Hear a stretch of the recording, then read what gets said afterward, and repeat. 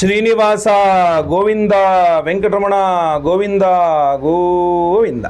ತುಲಾರಾಶಿಯ ವೀಕ್ಷಕರೆಲ್ಲರಿಗೂ ಸಹ ವಿಠಲ್ ಭಟ್ ಮಾಡುವಂತಹ ನಮಸ್ಕಾರ ಹಾಗೂ ಚಾನಲ್ಗೆ ಆತ್ಮೀಯವಾದಂತಹ ಸ್ವಾಗತ. ವೀಕ್ಷಕರೇ, ನೀವು ತುಲಾರಾಶಿಯವರಾಗಿದ್ದರೆ ನಿಮ್ಮ ಎಷ್ಟೋ ಸಮಸ್ಯೆಗಳನ್ನು ವೆಂಕಟೇಶ್ವರನ ಆರಾಧನೆಯಿಂದ ಪರಿಹಾರ ಮಾಡ್ಕೊಳ್ಬೋದು. ವೆಂಕಟೇಶ್ವರ ಅನುಗ್ರಹ ಆದರೆ ಪರಿಹಾರವಾಗದ ಸಮಸ್ಯೆ ಅನ್ನೋದು ಯಾವ್ದಾದ್ರು ಇರ್ಲಿಕ್ಕೆ ಸಾಧ್ಯ ಇದೆಯಾ? ವೇಂ ಕಟತೇತಿ ವೆಂಕಟ ಅಂತಂದರೆ ಎಲ್ಲ ನಿಮ್ಮ ಪಾಪಗಳನ್ನು ಪರಿಹಾರ ಮಾಡ್ತಕ್ಕಂಥವನು ವೆಂಕಟೇಶ್ವರ. ನಿಮ್ಮ ಎಲ್ಲ ಕಷ್ಟ ನಷ್ಟಗಳನ್ನು ಪರಿಹಾರ ಮಾಡ್ತಕ್ಕಂಥವನು ವೆಂಕಟೇಶ್ವರ. ನಿಮ್ಮ ಎಲ್ಲ ದುಃಖಗಳನ್ನು ಪರಿಹಾರ ಮಾಡಿಕೊಟ್ಟು ಸುಖವನ್ನು ಕೊಡ್ತಕ್ಕಂಥವನು ವೆಂಕಟೇಶ್ವರ. ಆದರೂ ಸಹ ತುಲಾರಾಶಿಯವರಿಗೆ ವಿಶೇಷವಾಗಿ ವೆಂಕಟೇಶ್ವರನ ಆರಾಧನೆಯಿಂದ ಏನೇನು ಪಡಿಬಹುದು ಈಗಲೇ ಯಾಕೆ ಹೇಳ್ತಾ ಇದ್ದೀನಿ ಗೊತ್ತಾ? ಇದು ಶ್ರಾವಣ ಮಾಸ ನಡೀತಾ ಇರೋದ್ರಿಂದಾಗಿ. ಶ್ರಾವಣ ಮಾಸದಲ್ಲಿ ವೆಂಕಟೇಶ್ವರನ ಆರಾಧನೆಯನ್ನು ತುಲಾರಾಶಿಯವರು ಮಾಡಿದ್ರೆ ತುಲಾರಾಶಿಯವರ ಪ್ರಮುಖವಾದ ಒಂದು 4-5 ಸಮಸ್ಯೆಗಳು ಪರಿಹಾರವಾಗಿಬಿಡುತ್ತೆ. ಆಯ್ತಲ್ವಾ? ಸೊ ಅದರಿಂದ ನೀವು ಸ್ವಲ್ಪ ಹೆಚ್ಚಿನ ಮಾಹಿತಿ ನಿಮಗೆ ಕೊಟ್ಟರೆ ನಿಮಗೊಂದು ಸ್ವಲ್ಪ ಅನುಕೂಲ ಆಗಲಿ ಅಂಥೇಳಿ ವಿಚಾರವನ್ನು ತಿಳಿಸ್ತಾ ಇದ್ದೇನೆ. ಸೊ ಪ್ರತಿಯೊಬ್ಬ ತುಲಾರಾಶಿಯವರಿಗೆ ವಿಡಿಯೋ ರೀಚ್ ಆಗಬೇಕು. ಗಂಡಸರಿಗೆ, ಹೆಂಗಸರಿಗೆ, ಮದುವೆ ಆದವ್ರಿಗೆ, ಆಗದಿರೋರಿಗೆ ಎಲ್ಲರಿಗೂ ಪ್ರತಿಯೊಬ್ಬರಿಗೂ ಸಹ ವಿಡಿಯೋ ರೀಚ್ ಆಗಬೇಕು. ಸೊ ದಯವಿಟ್ಟು ಹೇಳ್ತೀನಿ, ವಾಟ್ಸಪ್, ಫೇಸ್ಬುಕ್, ಮೆಸೆಂಜರ್, ಟೆಲಿಗ್ರಾಮ್ ಎಲ್ಲ ಕಡೆ ಸಾಮಾಜಿಕ ಜಾಲತಾಣಗಳಲ್ಲಿ ವಿಡಿಯೋನ ಶೇರ್ ಮಾಡಿ. ಪ್ರತಿಯೊಬ್ಬ ತುಲಾರಾಶಿಯವರು ವಿಡಿಯೋ ರೀಚ್ ಆಗಬೇಕು. ಶ್ರಾವಣ ಮಾಸ ನಡೀತಾ ಇದೆ. ಶ್ರಾವಣ ಮಾಸದಲ್ಲಿಯೇ ವೆಂಕಟೇಶ್ವರನ ಆರಾಧನೆಯನ್ನು ಬೇಗ ಬೇಗ ಮಾಡಿಕೊಂಡು ಅವರ ಕಷ್ಟ ಕಾರ್ಪಣ್ಯಗಳಿಂದ, ದುಃಖ ದುಮ್ಮಾನಗಳಿಂದ ಹೊರಬರುವಂತಾಗಬೇಕು. ಒಟ್ಟಲ್ಲಿ ಒಳ್ಳೇದಾಗಬೇಕು ಎಲ್ಲರಿಗೂ ಸಹ, ಅಲ್ವಾ? ಸೊ ದಯವಿಟ್ಟು ಶೇರ್ ಮಾಡಿ. ಅಷ್ಟೇ, ನೀವು ಸಬ್ಸ್ಕ್ರೈಬ್ ಮಾಡ್ಕೊಂಡಿಲ್ಲ ಅಂದ್ರೆ ದಯವಿಟ್ಟು ಕೆಳಗೆ ಸಬ್ಸ್ಕ್ರೈಬ್ ಅಂತ ಬಿಟ್ಟಿರುತ್ತೆ, ಸಬ್ಸ್ಕ್ರೈಬ್ ಮಾಡ್ಕೊಂಡು ಬೆಲ್ ಬಟನ್ ಹೊತ್ಕೊಂಡು ಆಲ್ ಅಂತ ಮಾಡಲಿಕ್ಕೆ ಮರಿಬೇಡಿ. ಫೇಸ್ಬುಕ್ ನಮ್ಮ ವಿಡಿಯೋ ನೋಡ್ತಾ ಇದ್ರೆ ನಮ್ಮ ಪೇಜನ್ನು ಫಾಲೋ ಮಾಡ್ಲಿಕ್ಕೆ ದಯವಿಟ್ಟು ಮರಿಬೇಡಿ. ನೋಡಿ, ಬಹಳ ಪ್ರಮುಖವಾಗಿ ಇದನ್ನು 2 ಭಾಗವಾಗಿ ಹೇಳ್ತೇನೆ. ಒಂದು, ವೆಂಕಟೇಶ್ವರ ಅನುಗ್ರಹದಿಂದಾಗಿ ತುಲಾರಾಶಿಯವರಿಗೆ ಯಾವ ಸಮಸ್ಯೆ ಪರಿಹಾರ ಆಗ್ತದೆ ಅನ್ನೋದು ಒಂದು ಭಾಗ. ಎರಡನೇದಾಗಿ ಪರಿಹಾರ ಸ್ವರೂಪ ಏನು ಮಾಡ್ಕೊಳ್ಬೇಕು ಅನ್ನುವಂಥದ್ದು 2 ಭಾಗವಾಗಿ ಹೇಳ್ತೇನೆ, ಆಯ್ತಾ? ಸೊ ಮೊದಲನೇದಾಗಿ ವೆಂಕಟೇಶ್ವರನ ಆರಾಧನೆಯನ್ನು ತುಲಾರಾಶಿಯವರು ಶ್ರಾವಣ ಮಾಸದಲ್ಲಿ ಮಾಡಿದ್ರೆ ಮೊಟ್ಟ ಮೊದಲನೇದಾಗಿ ಹೇಳ್ತೀನಿ, ನಿಮಗೆ ಅದೃಷ್ಟ ಬರ್ತದೆ ಅಂತ.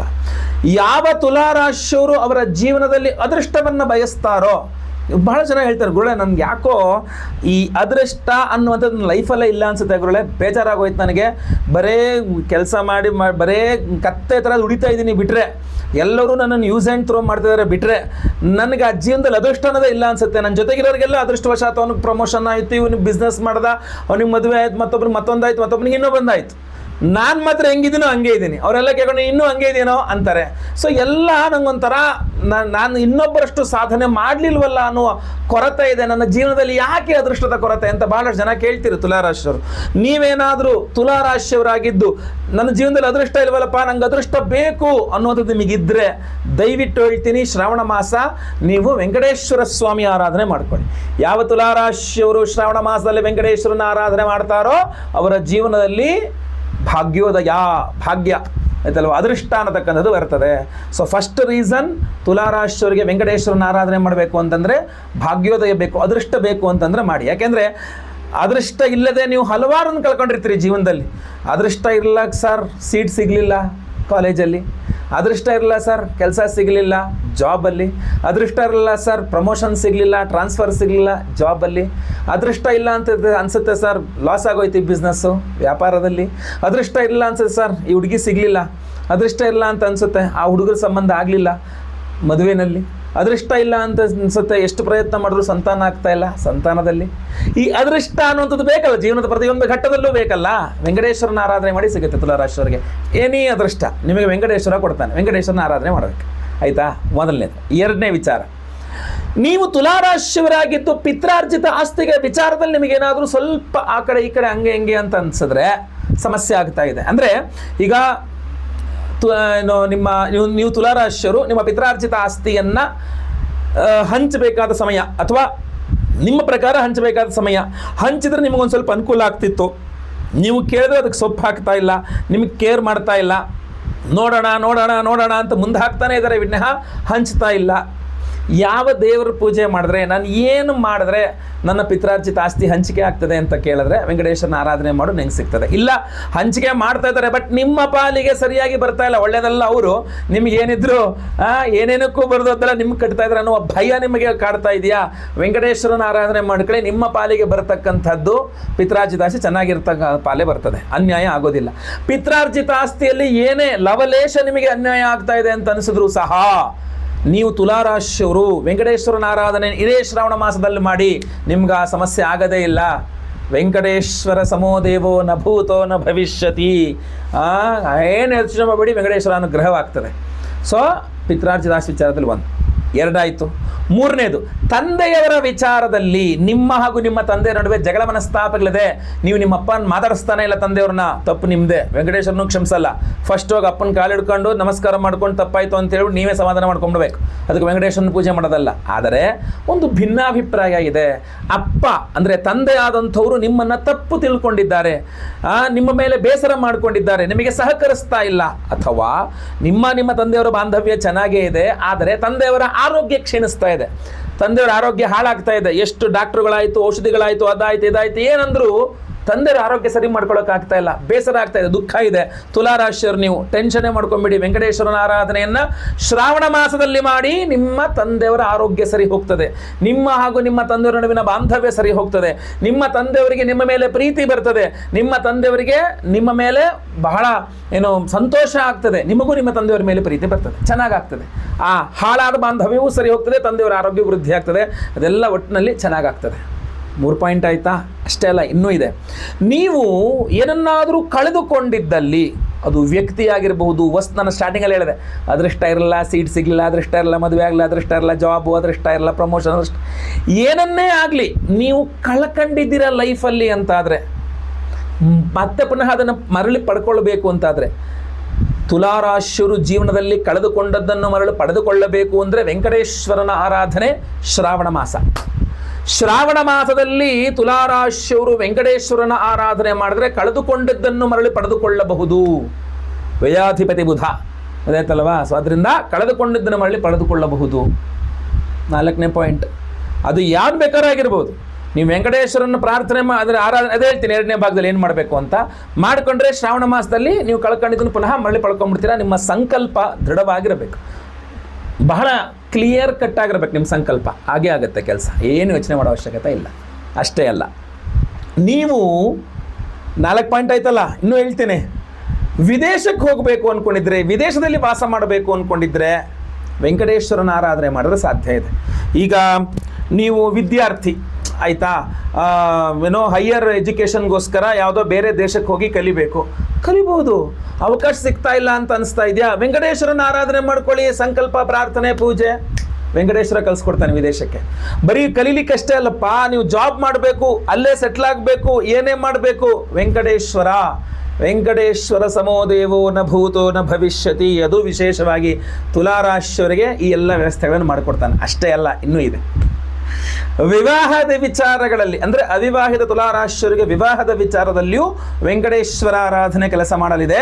ಹಾಗೂ ವಿಶೇಷ ಪರಿಹಾರ, ವಿಶೇಷ ಅನುಗ್ರಹ ವೆಂಕಟೇಶ್ವರನದಾದರೆ ನಿಮಗೆ ಅದು ಫಸ್ಟ್ ಮ್ಯಾರೇಜ್ ಇರಲಿ, ಡಿವೋರ್ಸ್ ಆಗೋಯ್ತು ಬೇರೆ ಏನೋ ಸಮಸ್ಯೆಯಿಂದಾಗಿ, ಸೆಕೆಂಡ್ ಮ್ಯಾರೇಜ್ ಇರಲಿ, ಏನೇ ಇರಲಿ, ದಾಂಪತ್ಯ ಕಲಹವನ್ನು ತಕ್ಕ ಮಟ್ಟಿಗೆ ವೆಂಕಟೇಶ್ವರನೇ ಪರಿಹಾರ ಮಾಡಿ ಕೊಡ್ತಾನೆ.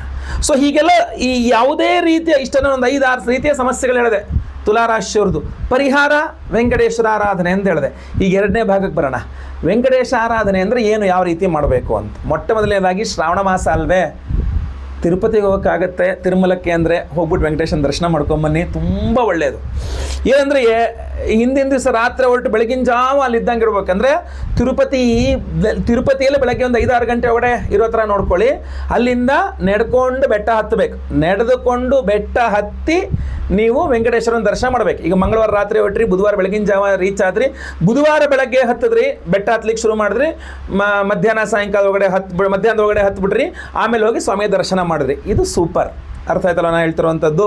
ಅಥವಾ ಶುಕ್ರವಾರ ರಾತ್ರಿ ಹೊರಟಿ, ಶನಿವಾರ ಬೆಳಗಿನ ಜಾವ ರೀಚ್ ಆದ್ರಿ, ಬೆಳಗಿನ ಜಾವನ್ನೇ ಮೆಟ್ಲು ಹತ್ಲಿಕ್ಕೆ ಶುರು ಮಾಡಿದ್ರಿ, ಹೋಗಿ ಆಮೇಲೆ ಮೆಟ್ಲು ಹತ್ತಿ ತಿರುಮಲಕ್ಕೆ ರೀಚ್ ಆಗಿ ವೆಂಕಟೇಶ್ವರನ ದರ್ಶನ ಮಾಡಿದ್ರಿ.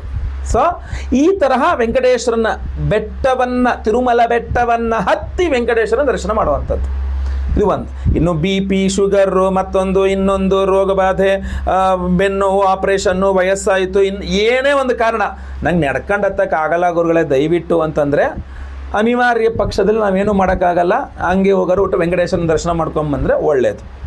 ಇನ್ನು ಕೆಲವರು ಇಲ್ಲಿ ಇವ್ರುಗಳೇ ನಾನು ತಿರುಪತಿಗೆಲ್ಲ ಈಗ ಅರ್ಜೆಂಟಾಗಿ ಹೋಗು ಅಂದ್ರೆ ಕಾಗಲ್ಲ ಗುರುಗಳೇ. ಸೊ ಇಲ್ಲಿ ಏನಾದರೂ ಅಂತಂದರೆ ಓಕೆ, ಇಲ್ಲೂ ವೆಂಕಟೇಶ್ವರ ಇದ್ದಾನೆ, ಎಲ್ಲ ಕಡೆ ವೆಂಕಟೇಶ್ವರ ಇರ್ತಾನೆ. ಸೊ ಮನೆ ಹತ್ತಿರದಲ್ಲಿ ಎಲ್ಲರೂ ವೆಂಕಟೇಶ್ವರನ ದೇವಸ್ಥಾನ ಇದ್ದರೆ ಹೋಗಿ ತುಳಸಿಯಲ್ಲಿ ಸ್ವಾಮಿಗೆ ಅರ್ಚನೆ ಮಾಡಿಸಿ, ಅಷ್ಟೇ ಸಾಕಾಗೋದಿಲ್ಲ. ಈ ವಿಡಿಯೋ ಎಂಡಲ್ಲಿ ನಾನು ವಿಶೇಷವಾಗಿ ವೆಂಕಟೇಶ್ವರನ ಸ್ತೋತ್ರವನ್ನು ಒಂದನ್ನು ಹೇಳ್ತೇನೆ, ಮಂತ್ರವನ್ನು.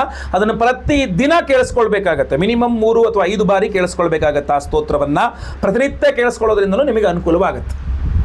ಇನ್ನೂ ಪವರ್ಫುಲ್ ಆದ ಬೇಕಾ ವೆಂಕಟೇಶ್ವರನ? ಯಾಕೆಂದರೆ ಶ್ರಾವಣ ಮಾಸ ನೀವೆಷ್ಟು ಅದ್ಭುತವಾಗಿ ವೆಂಕಟೇಶ್ವರನ ಆರಾಧನೆ ಮಾಡ್ತಾರೋ ಅಷ್ಟು ಒಳ್ಳೆಯದು ನಿಮಗೆ. ಸೊ ಅದರಿಂದ ಇನ್ನೂ ಪವರ್ಫುಲ್ ಆಗಿರತಕ್ಕಂಥದ್ದು ಬೇಕು ಅಂದರೆ ಅದು ಇದೆ. ಆ ವಿಶೇಷ ಪರಿಹಾರ ಶ್ರಾವಣ ಶನಿವಾರ ಹುಣ್ಣಿಮೆ ದಿವಸ ತುಲಾರಾಶಿಯವರ ಮೇಲೆ ವೆಂಕಟೇಶ್ವರ ಅನುಗ್ರಹ ಹಾಗೂ ಇನ್ನೂ ವಿಶೇಷವಾಗಿ ಹಯಗ್ರೀವ ಅನುಗ್ರಹ. ಯಾಕೆಂದರೆ ವಿದ್ಯೆ ಇತ್ಯಾದಿ ವಿಚಾರಗಳಿಗೆ ಹಯಗ್ರೀವನೂ ಬೇಕು, ಹಯಗ್ರೀವ ಜಯಂತಿ. ಸೊ ಅದರಿಂದ ಇದೆಲ್ಲ ವಿಚಾರವಾಗಿ ವಿಶೇಷ ಪರಿಹಾರ ಏನಪ್ಪ ಅಂತಂದರೆ, ವಿಶೇಷವಾದ ವೆಂಕಟೇಶ್ವರ ಸ್ವಾಮಿಯ ಆರಾಧನೆ. ಈಗ ಯಾವ ಮಾಸ? ಶ್ರಾವಣ ಮಾಸ 9ನೇ ತಾರೀಕು, ಆಗಸ್ಟ್ 9ನೇ ತಾರೀಕು ಶನಿವಾರ, ಶ್ರಾವಣ ಶನಿವಾರ. ಸೊ ಶ್ರಾವಣ ಮಾಸ ಶನಿವಾರ ಬಹಳ ವಿಶೇಷ ಅಲ್ವೇ? ಸೊ ಶ್ರಾವಣ ಶನಿವಾರ ದಿವಸ ಹುಣ್ಣಿಮೆ ಬಂದಿದೆ ಈ ಬಾರಿ. ಸೊ ಶ್ರಾವಣ ಶನಿವಾರ ಹುಣ್ಣಿಮೆ ಆದ್ರಿಂದ ನಮ್ಮ ಒಂದು ಯಾಗಶಾಲೆಯಲ್ಲಿ ಈ ಬಾರಿ ವೆಂಕಟೇಶ್ವರ ಸ್ವಾಮಿ ಹೋಮವನ್ನು ಮಾಡ್ತಾ ಇದ್ದೇವೆ. ಸೊ ವೆಂಕಟೇಶ್ವರ ಸ್ವಾಮಿ ಹೋಮವನ್ನು ಮಾಡಿ ಬಹಳ ಪ್ರಮುಖವಾಗಿ ಈ ಒಂದು ಕೃಷ್ಣ ತುಳಸಿ ಮಾಲೆಯನ್ನು ಪ್ರತಿಯೊಬ್ಬರಿಗೂ ಸಹ ಸಂಕಲ್ಪ ಸೇವೆಯನ್ನು ಕೊಡ್ತಾ ಇದ್ದೇವೆ ಧಾರಣೆ ಮಾಡ್ಕೊಳ್ಳೋಕ್ಕೆ. ಸೊ ಆಗಸ್ಟ್ 9ನೇ ತಾರೀಕು ಶ್ರಾವಣ ಮಾಸ ಶನಿವಾರ, ಶ್ರಾವಣ ಶನಿವಾರ ಹುಣ್ಣಿಮೆ. ಸೊ ವೆಂಕಟೇಶ್ವರನ ಒಂದು ಆರಾಧನೆ, ವೆಂಕಟೇಶ್ವರ ಹೋಮವನ್ನು ಮಾಡಿ ಈ ವಿಶೇಷವಾದ ಕ್ಯಾಪ್ ಹಾಕಿರತಕ್ಕಂಥ ಕೃಷ್ಣ ತುಳಸಿ ಮಾಲೆಯನ್ನು ಪ್ರತಿಯೊಬ್ಬರಿಗೂ ಕೊಡ್ತಾ ಇದ್ದೇವೆ. ಎಷ್ಟೇ ಅಲ್ಲ, ನಾನು ಆಗಲೇ ಹೇಳಿದಂತೆ ಬಹಳ ಪ್ರಮುಖವಾಗಿ ಹಯಗ್ರೀವ ಸ್ವಾಮಿಯ ಒಂದು ಹೋಮವನ್ನು ಸಹ ಮಾಡ್ತಾ, ಯಾಕೆಂದರೆ ಅವತ್ತು ಹಯಗ್ರೀವ ಜಯಂತಿ. ಸೊ ಹಯಗ್ರೀವ ಜಯಂತಿ ಇರೋದ್ರಿಂದ ಹಯಗ್ರೀವ ಸ್ವಾಮಿ ಹೋಮವನ್ನು ಮಾಡ್ತಾ ಇದ್ದೇವೆ. ಸೊ ದಯವಿಟ್ಟು ನೆನ್ಪಿಟ್ಕೊಳ್ಳಿ, ಹಯಗ್ರೀವ ಜಯಂತಿ, ಹಯಗ್ರೀವ ಸ್ವಾಮಿ ಹೋಮ ಹಾಗೂ ಅದರಲ್ಲಿ ಅಭಿಮಂತ್ರಿತ ಕೃಷ್ಣ ತುಳಸಿ ಮಾಲೆ ಅಂತಂದರೆ ನಿಮಗೆ ಅದನ್ನು ಧಾರಣೆ ಮಾಡಿಕೊಂಡಾಗ ನೆನಪಿನ ಶಕ್ತಿಯಲ್ಲಿ ತುಂಬ ಚೆನ್ನಾಗಿ ಕೆಲಸ ಆಗುತ್ತೆ.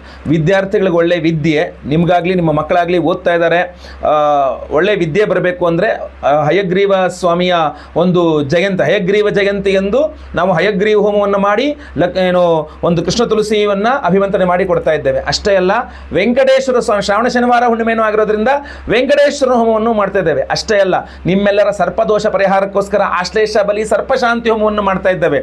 ಅದರಲ್ಲೂ ಸಹ ಈ ಕೃಷ್ಣ ತುಳಸಿ ಮಾಲೆ ಎನರ್ಜೈಸ್ ಆಗಿರುತ್ತೆ. ಅಷ್ಟೇ ಅಲ್ಲ, ಸಂತಾನ ಇಲ್ಲದವರಿಗೆ ಸಂತಾನವಾಗಬೇಕು, ಸಂತಾನವರಿಗೆ ಸಂತಾನ ವಿಚಾರದ ಅನುಕೂಲವಾಗಬೇಕು ಅಂತ ನಾವು ಸಂತಾನ ಗೋಪಾಲಕೃಷ್ಣ ಹೋಮವನ್ನು ಮಾಡ್ತಾ ಇದ್ದೇವೆ. ಅದರಲ್ಲೂ ಈ ಒಂದು ವಿಶೇಷವಾದ ಕೃಷ್ಣ ತುಳಸಿ ಅಭಿಮಂತ್ರಣೆ ಆಗಿರುತ್ತೆ. ಅಷ್ಟೇ ಅಲ್ಲದೆ ಬಹಳ ಪ್ರಮುಖವಾಗಿ ನವಗ್ರಹ ಶಾಂತಿ ಹೋಮ, ಗುರು ಶಾಂತಿ ಹೋಮ, ಶನಿ ಶಾಂತಿ ಹೋಮ, ಹೀಗೆ ವಿಶೇಷವಾಗಿರ್ತಕ್ಕಂಥ ಹೋಮಗಳನ್ನೆಲ್ಲ ಮಾಡ್ತಾ ಇದ್ದೇವೆ. ಸೊ ಎಲ್ಲ ಹೋಮಗಳು ಸೇರಿ ಒಂದೇ ಸಂಕಲ್ಪ ಸೇವೆ. ಒಂದು ಸಂಕಲ್ಪ ಸೇವೆಗೆ ನಾವು ಪ್ರತಿಯೊಬ್ಬರಿಗೂ ಸಹ ಎಲ್ಲ ಹೋಮಗಳ ಭಸ್ಮ, ನಾಗಾರಾಧನೆ, ಅರಿಶಿನ ಪ್ರಸಾದ ಜೊತೆಗೆ ಈ ವಿಶೇಷವಾದಂತಹ ಒಂದು ಕೃಷ್ಣ ತುಳಸಿ ಮಾಲೆಯನ್ನು ಸಹ ಕೊಡ್ತಾ ಇದ್ದೇವೆ. ಅಷ್ಟೇ ಅಲ್ಲದೆ ಬಹಳ ಪ್ರಮುಖವಾಗಿ ಒಂದು ಕಂಕಣ ದಾರವನ್ನು ಸಹ ಕಳಿಸ್ಕೊಡ್ತೇವೆ. ರಾಖಿ ಹಬ್ಬ ಅಲ್ವಾ? ಸೊ ಒಂದು ಕಂಕಣ ದಾರವನ್ನು ಕಳಿಸ್ಕೊಡ್ತೇವೆ ಕೈಲಿ ಕಟ್ಕೊಳ್ಳೋಕ್ಕೋಸ್ಕರವಾಗಿ. ಸಂಕಲ್ಪ ಸೇವೆಗೆ ಹೆಸರು ಕೊಟ್ಕೊಳ್ಳಿ. ಸ್ಕ್ರೀನ್ ಮೇಲೆ ಕಾಣುವಂಥ ನಂಬರ್ಗೆ ನಿಮ್ಮ ಹೆಸರು, ಗೋತ್ರ ಗೊತ್ತಿದ್ರೆ ಗೋತ್ರ, ನಕ್ಷತ್ರ ಗೊತ್ತಿದ್ರೆ ನಕ್ಷತ್ರ, ನಿಮ್ಮ ರಾಶಿ ಹಾಗೂ ನಿಮ್ಮ ವಿಳಾಸ ಬೇಗ ವಾಟ್ಸಪ್ ಮಾಡ್ಕೊಳ್ಳಿ. ಶ್ರಾವಣ ಶನಿವಾರ ಹುಣ್ಣಿಮೆ ಬೆಳಗ್ಗೆ ಲೈವಲ್ಲಿ ನಿಮ್ಮ ಹೆಸರು ಸಂಕಲ್ಪ ಆಗುತ್ತೆ. ನಾನೇ ಸಂಕಲ್ಪ ಮಾಡ್ತೇನೆ. ಶ್ರಾವಣ ಶನಿವಾರ ಹುಣ್ಣಿಮೆ ಎಂದು ವಿಶೇಷವಾಗಿ ಲಕ್ಷ್ಮೀ ವೆಂಕಟೇಶ್ವರ ಸ್ವಾಮಿಯ ಒಂದು ಆರಾಧನೆಯನ್ನ ಹಾಗೂ ಬಹಳ ಪ್ರಮುಖವಾಗಿ ಹಯಗ್ರೀವ ಸ್ವಾಮಿಯ ಆರಾಧನೆಯನ್ನ, ನಾಗಾರಾಧನೆ, ಆಶ್ಲೇಷ ಬಲಿ ಪೂಜೆ, ಸರ್ಪಶಾಂತಿ ಹೋಮವನ್ನ ಎಲ್ಲದನ್ನು ನಾವೆಲ್ಲ ಸೇರಿ ಮಾಡೋಣ. ನೀವೆಲ್ಲ ಲೈವಲ್ಲಿ ನೋಡಿ. ಖಂಡಿತವಾಗಿ ಎಲ್ಲರಿಗೂ ಸಹ ಒಳ್ಳೆಯದಾಗಲಿ. ಸಂಕಲ್ಪ ಸೇವೆಗೆ ಹೆಸರು ಬೇಗ ಕೊಟ್ಕೊಳ್ಳಿ. ಸ್ಕ್ರೀನ್ ಮೇಲೆ ಕಾಣೋ ನಂಬರ್ಗೆ ನಿಮ್ಮ ಹೆಸರು, ಗೋತ್ರ ಗೊತ್ತಿದ್ರೆ, ನಕ್ಷತ್ರ ಗೊತ್ತಿದ್ರೆ ಹಾಗೂ ನಿಮ್ಮ ವಿಳಾಸ ಎಲ್ಲ ಸಹ ಬೇಗ ವಾಟ್ಸಪ್ ಮಾಡ್ಕೊಳ್ಳಿ. ಖಂಡಿತವಾಗಿ ಒಳ್ಳೆಯದಾಗಲಿ. ಪ್ರತಿಯೊಬ್ಬರಿಗೂ ಈ ಒಂದು ವಿಚಾರವನ್ನು ತಿಳಿಸಿ. ವಾಟ್ಸಪ್, ಫೇಸ್ಬುಕ್, ಮೆಸೆಂಜರ್, ಟೆಲಿಗ್ರಾಮ್ ಎಲ್ಲ ಕಡೆ ಸಾಮಾಜಿಕ ಜಾಲತಾಣಗಳಲ್ಲಿ ವಿಡಿಯೋನ ಶೇರ್ ಮಾಡ್ಲಿಕ್ಕೆ ಮರಿಬೇಡಿ. ನೀವಿನ್ನು ಸಬ್ಸ್ಕ್ರೈಬ್ ಮಾಡ್ಕೊಳ್ಳಿಲ್ಲ ಅಂದ್ರೆ ಕೆಳಗೆ ಸಬ್ಸ್ಕ್ರೈಬ್ ಅಂತ ಬಟನ್ ಇರುತ್ತೆ, ಸಬ್ಸ್ಕ್ರೈಬ್ ಮಾಡ್ಕೊಂಡು ಬೆಲ್ ಬಟನ್ ಒತ್ಕೊಂಡು ಆಲ್ ಅಂತ ಮಾಡ್ಲಿಕ್ಕೆ ದಯವಿಟ್ಟು ಮರಿಬೇಡಿ. ಮುಂದುವರಿದಲ್ಲಿ ಮತ್ತೆ ಪುನಃ ಸಿಗ್ತಾನೆ. ಎಲ್ಲರಿಗೂ ಸಹ ಒಳ್ಳೆಯದಾಗಲಿ. ಲೋಕ ಸಮಸ್ತ ಸುಖಿನೋ ಭವಂತು. ನಾರಾಯಣ ನಾರಾಯಣ ನಾರಾಯಣ. ಓಂ ವೆಂಕಟೇಶ್ವರಾಯ ನಮಃ. ಹರಿ ಓಂ. ವೆಂಕಟೇಶೋ ವಾಸುದೇವಃ ಪ್ರದ್ಯುಮ್ನೋ ಮಿತವಿಕ್ರಮಃ ಸಂಕರ್ಷಣೋ ನಿರುದ್ಧಶ್ಚ ಶೇಷಾದ್ರಿಪತಿರೇವ ಚ. ಓಂ ಜನಾರ್ದನಃ ಪದ್ಮನಾಭೋ ವೆಂಕಟಾಚಲವಾಸನಃ ಸೃಷ್ಟಿಕರ್ತಾ ಜಗನ್ನಾಥೋ ಮಾಧವೋ ಭಕ್ತವತ್ಸಲಃ. ಓಂ ಗೋವಿಂದೋ ಗೋಪತಿಃ ಕೃಷ್ಣಃ ಕೇಶವೋ ಗರುಡಧ್ವಜಃ ವರಾಹೋ ವಾಮನಶ್ಚೈವ ನಾರಾಯಣ ಅಧೋಕ್ಷಜಃ. ॐ श्रीधरः पुण्डरीकाक्षः सर्वदेवस्तुतो हरिः श्रीनृसिंहो महासिंहः सूत्रकारः पुरातनः। ॐ रमानाथो महीभर्ता भूधरः पुरुषोत्तमः चोलपुत्रः प्रियः शान्तो ब्रह्मादीनां वरप्रदः। ॐ श्रीनिधिः सर्वभूतानां भयकृद्भयनाशनः श्रीरामो रामभद्रश्च भवबन्धैकमोचकः। ॐ भूतावासो गिरावासः श्रीवासः श्रियः पतिः अच्युतानन्तगोविन्दो विष्णुर्वेङ्कटनायकः। ॐ सर्वदैवैकशरणं सर्वदैवैकदैवतं समस्तदेवकवचं सर्वदेवशिखामणिः। हरिः ॐ। ॐ ज्ञानानन्दमयं देवं निर्मलस्फटिकाकृतिम् आधारं सर्वविद्यानां हयग्रीवम् उपास्महे। ॐ ज्ञानानन्दमयं देवं निर्मलस्फटिकाकृतिम् आधारं सर्वविद्यानां हयग्रीवम् उपास्महे। ॐ